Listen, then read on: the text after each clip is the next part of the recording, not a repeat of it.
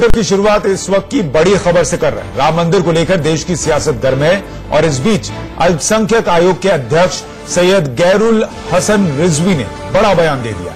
हसन रिजवी ने कहा कि अयोध्या में विवादित स्थल पर राम मंदिर बनना चाहिए। इंडिया न्यूज से खास बातचीत में उन्होंने कहा कि 1949 से उस जगह पर नमाज बंद है। ऐसे में फैसला किसी के हक में चला जाए, लेकिन वहां मस्जिद नहीं हो सकती और वहां नमाज नहीं पढ़ी जा सकती।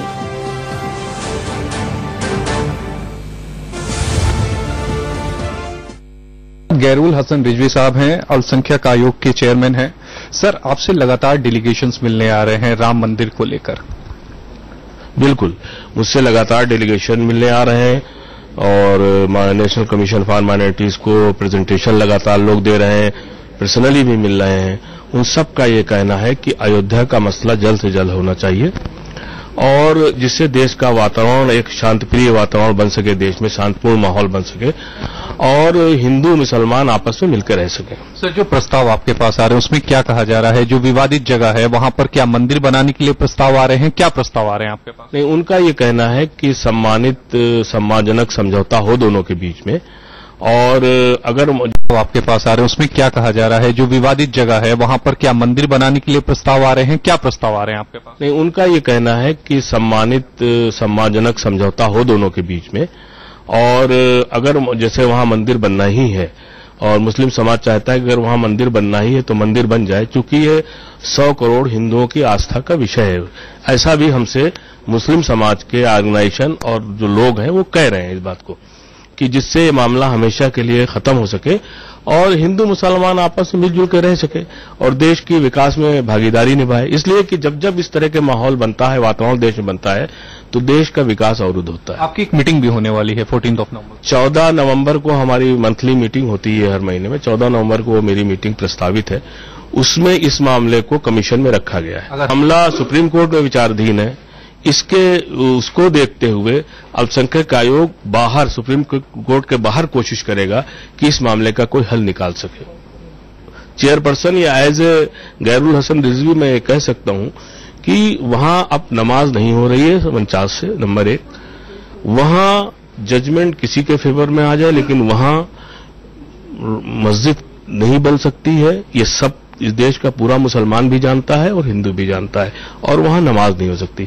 ऐसी स्थिति में अगर सम्मानजनक तरीके से, सौहार्दपूर्ण रूप से अगर वहां मंदिर ही बनना है तो मंदिर बन जाना चाहिए।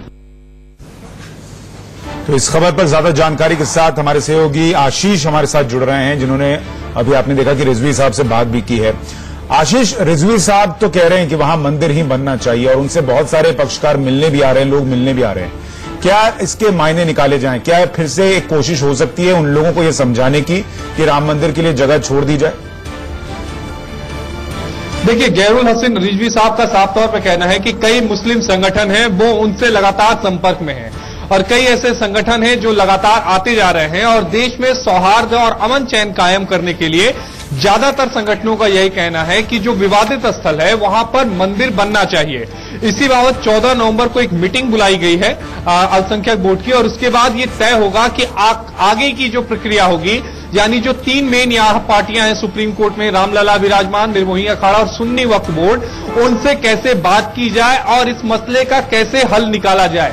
एक बात तो रिजवी साहब की बात से बिल्कुल साफ हो चुका है कि अब उस विवादित जगह पर वो मस्जिद नहीं चाह रहे हैं। उनका व्यक्तिगत तौर पर मानना था, चूंकि नमाज भी पहले से नहीं पढ़ी जा रही है और उनका यह भी कहना था कि कोई भी फैसला आ जाए सुप्रीम कोर्ट का, कोई भी पक्ष जीते, लेकिन वहां मस्जिद नहीं बन सकता। ऐसे में उनका कहना है कि देश में अमन चैन के लिए वहां पर राम मंदिर का निर्माण करा दिया जाए। लेकिन सुशांत, यहां सवाल ये उठता है कि क्या सभी पक्षकार इस बात को मानेंगे?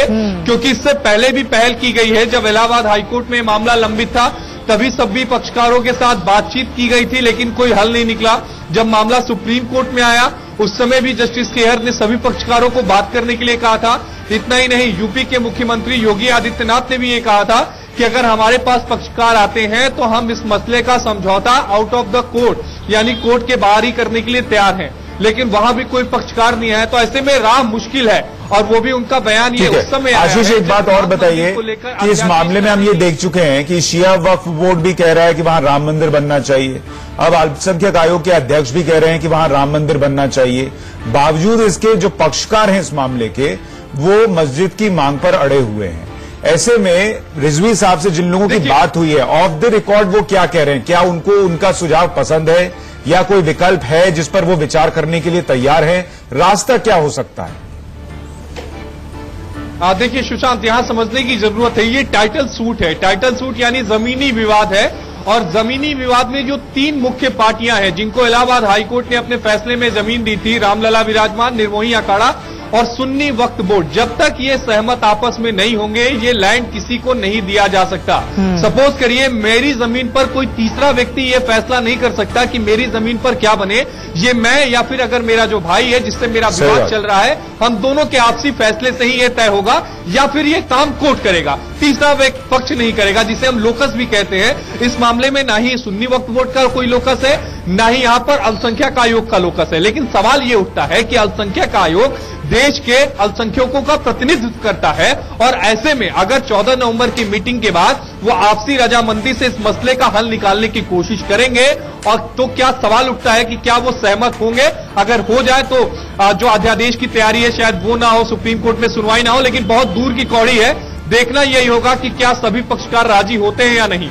जी आशीष, बहुत बहुत शुक्रिया इस पूरी जानकारी के लिए। तो अल्पसंख्यक वर्ग ने तो कह दिया है कि उन्हें मस्जिद नहीं चाहिए, वहां पर राम मंदिर ही बनना चाहिए। चलिए।